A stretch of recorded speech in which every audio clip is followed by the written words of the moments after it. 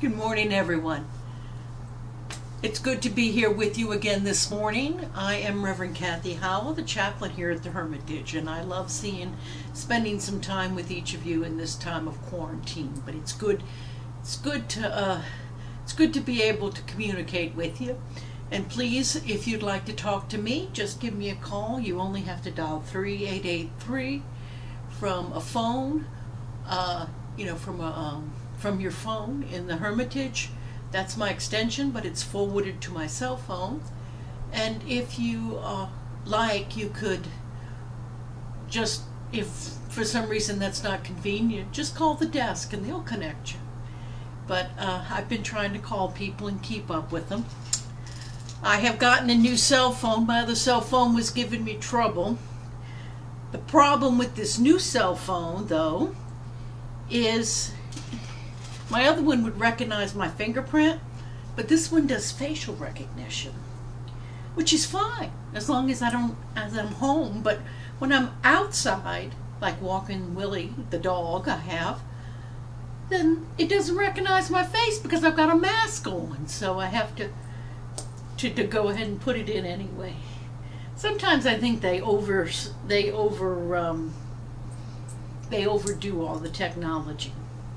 But anyway, I hope you've had a wonderful week so far. I wanted to go ahead, and I had talked about my mother's brother, James, who was a West Point graduate and had served in World War II and unfortunately was killed in World War II. But when I talked about that, I said I would talk about my parents because both of them were in the Army also. And if you remember, my mother had graduated from nursing school in 1938. She became a public health nurse, and her brother James was activated around 1939, I believe. And I told you that that's when he had, though he graduated, he had been in the reserves basically, and he was activated, and he was sent to China.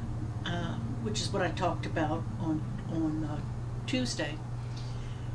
But one thing he told my mother was that there's going to be another war, Nina, and it's coming. And so Mom decided she wanted to be where the action is. So she joined the Red Cross and the Army Nurse Corps. They worked in conjunction at that time. And I think she joined late 1939 because she had been in the Army for a little over a year at the time that Pearl Harbor broke out. That gave her a little bit more seniority than most people. But anyway, Mom went ahead and she went ahead and of course Pearl Harbor she got sent to Camp Claiborne, which was in Louisiana, and she was stationed in Camp Claiborne, and it was in sort of north central Louisiana. Now, it was a big Army base, and they were doing a lot of things to stage the Army there. My father, on the other hand, he's from a little farming community in upstate New York, and he had gone to Cornell, and he had studied agriculture. He graduated, I think, in about 1939, and he was in the ROTC while he was at Cornell. So when Pearl Harbor happened, my mother was already in the Army, and my father was in the reserves, so he knew he would be called up. Well, Dad was called up, and he was sent to Camp Claiborne because at that time there was the Louisiana Maneuvers, and the Louisiana Maneuvers was the largest military maneuvers that had ever taken place up to that time. As a matter of fact, there was a lot of rain and there was a lot of mud, and it got a reputation, and that it was kind of tough. But Mom and Dad happened to meet there, and they were together at Camp Claiborne for about a month. at that time. Dad wanted to get married, or at least engaged, but Mom said no, she didn't want to do that. They were going to be, who knows where they'd get sent with the war, and she didn't want to get engaged. But Dad gave Mom his high school ring, and Mom gave Dad a cross, a gold cross that she had received with her name on it, that she had received as a high school graduation present. And Dad wore that all through World War II. Well, lo and behold, they got orders to ship out. They both got sent to the Pacific Theater, but Mom got sent to Australia and New Guinea, and Dad got sent to the Aleutians. So they couldn't have been more further apart in the Pacific Theater if it had been planned that way. But they wrote one another, and of course, Mom told me a few stories. Neither Mom nor Dad talked about the war too much. Dad was in the artillery, and at the Aleutian Islands there was some activity with Japanese ships coming close, and they did have some battles that they fought there on the islands. It wasn't one of the real center hotspots as it was in the South Pacific, but still, Dad was there, and that's where he spent the war. Mom, on the other hand, was down in Australia and New Guinea, and she often told me, well, you know, it was one woman to 5,000 men, and so we were, you know, she said I was in and out of love every week. She talked about how she had a Jeep, and she would drive a Jeep, and I said I had asked her, we saw a Jeep actually at the World War II Museum in New Orleans. I took Mom when it first opened, and she said, oh, that's just like the Jeep I had when I was in New Guinea. And I said, oh, really, Mom? Did you have a driver? She said, no one did. I drove my own Jeep. I wasn't going to have a driver. And my mom was always fiercely independent. And she talked less about the difficulties, although it was difficult. The hospitals that they had there were canvas with wooden floors, much like you see on the Korean era TV show MASH. And she said it was really tough. You had mosquito netting for everyone. You had to put all the bed legs in bowls with kerosene in them, or with some kind of something that would kill the bugs, so they wouldn't crawl up the legs of the stretchers and get in the beds with the soldiers. And she said it was just a whole bunch of soldiers who came through at that time. Well, the war, Mom said that she was in and out of love every week, but never seriously. Of course, Dad didn't have as much opportunity, and Mom and Dad continues to correspond. And she said, oh, every time, you know, that your dad's letters would always be there, and it was the constant thing I kept coming back to and kept coming back to.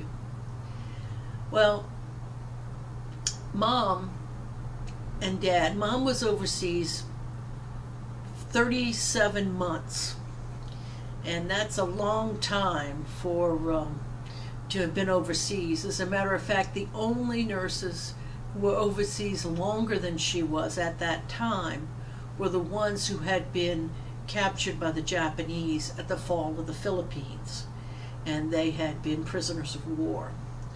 But fortunately, Mom had just gotten there early, and she stayed a long time. I know Mom had dengue fever, typhus, and malaria. And meanwhile, Dad, you know, he was up there in the cold, and he said it was pretty uneventful, but still, it was war. Things were tough. He was just fortunate that he didn't see a whole lot of heavy action up there. Well, as the war was winding down, Dad came back to the States first, and he was posted to San Francisco. Mom, who had been overseas such a long time, actually said when she came back in 1945, she, after having leave to visit her family, she had her choice of where she could go. And she found out that Dad was in San Francisco. So she chose to be posted there. And there in San Francisco, Mom and Dad reunited, and they became reacquainted with one another. It was there that they, after being together for all of about 6 weeks, they decided to get married. It was a very sweet and wonderful story, and my mother and father were both very proud of their service. Mom said, though, Mom and Dad both laughed and said as soon as they got married, they had time off. But, oh, that was another thing.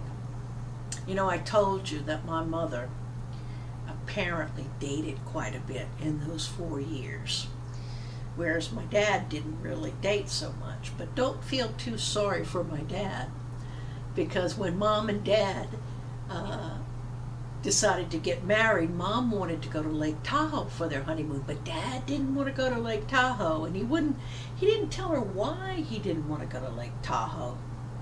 And then finally he confessed that a week before the weekend before he found out she was coming to San Francisco, he and his buddy had taken two women to Lake Tahoe for the weekend. And he didn't want to spend his honeymoon someplace where he'd been with another woman. So Mom and Dad ended up having their honeymoon at Carmel by the sea. Now, it was real hard back then to get hotel rooms.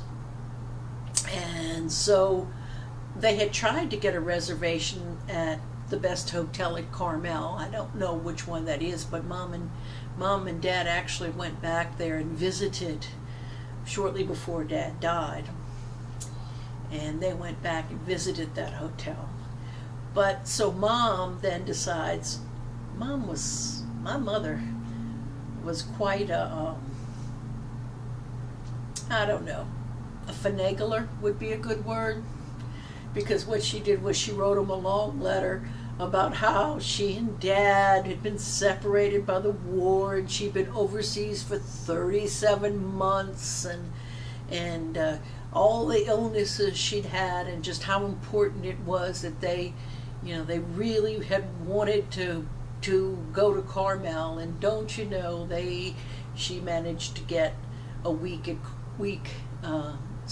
Mom and Dad were able to spend a week at Carmel. In this resort right on the Monterey Peninsula, I think it is, and so it's absolutely beautiful, they always said, and right there on the Pacific Ocean. Well, the thing is, as soon as they both get back, I don't think the military particularly liked for officers to get married, so Dad had 30 days of straight duty on days, and Mom had 30 days of straight duty on nights. And so they ended up not seeing each other. They didn't even see each other for another month, Mom said. She went ahead and stayed in the barracks, and so did Dad, because they weren't going to be together. And it was only later on that they managed to spend more time together, and finally, because they were at two different bases, but close to one another, and so they would just get together when they had time off at first. Well, finally, of course, they got mustered out, and Mom and Dad both elected to stay in the reserves. Oh, I didn't show you a picture. Here's a picture from about 1945. Hope you can see it. If you notice my mother's arms, she's got all those hash marks. She told me that everybody back then knew what all those hash marks meant, and because the only nurses who had been overseas longer than her had been the nurses who were prisoners of war from the Philippines.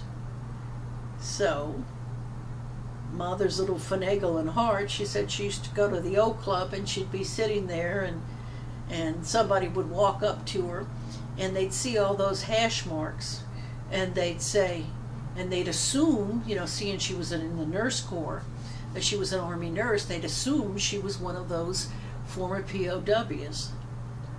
Mom said when they say, "Was it bad?" She said she'd turn her head away and said, "I don't want to talk about it." And of course the person would feel bad for having brought it up and they would buy her a drink. I said, "Mom, you bilked people of drinks doing that?" She said, "Oh, well, they wanted to buy me a drink." My mother was definitely a contrast to my father. I think that's why they were attracted to each other. Dad had a lot of stability. He was quiet. He could be very social, and he had a lot of wonderful qualities, but he sure wasn't the flighty, I don't know if flighty is the right word, but the party person and the schemer that my mom was. Dad was straight as an arrow. And I think that's why Mom wanted him. She knew that they needed each other, that they would be a good balance, and they were a good match for each other. Oh, I won't say their marriage was perfect. I'm sure no marriage is. But Mom and Dad both said that they were blessed. My dad continued on and ended up in the military, retired in the reserves as a major. My mom, though, on the other hand, was indignant for the rest of her life, because about 3 years after, about 1948, I guess it must have been then, if they got married in 45, my sister Cindy was born in 46.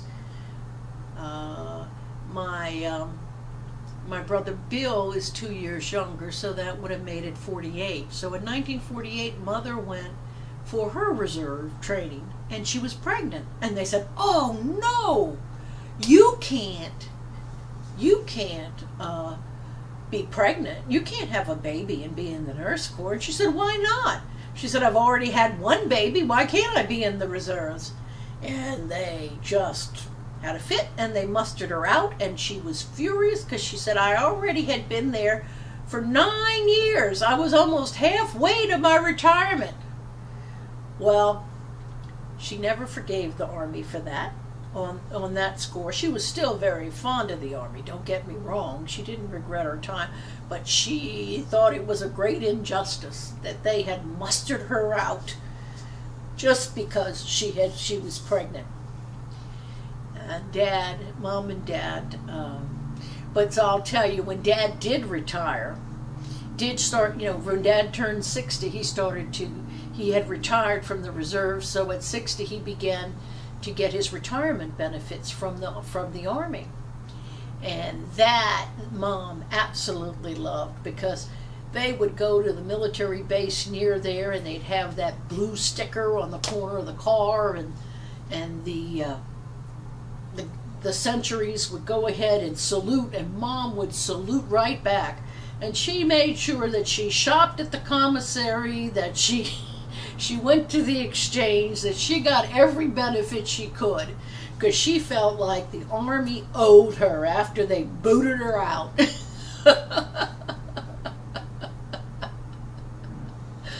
Oh, but they talked about their time in the Army really in a positive way, even though it was difficult.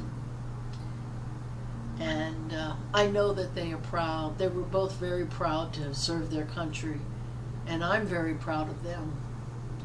I think we all have stories. Many of you have served, I know, in the military in one form or another. Many of you were married to people who served and performed your own services in that capacity. But I have to admit, Memorial Day has really reminded me to be sure and be appreciative of all the people who make those kind of sacrifices.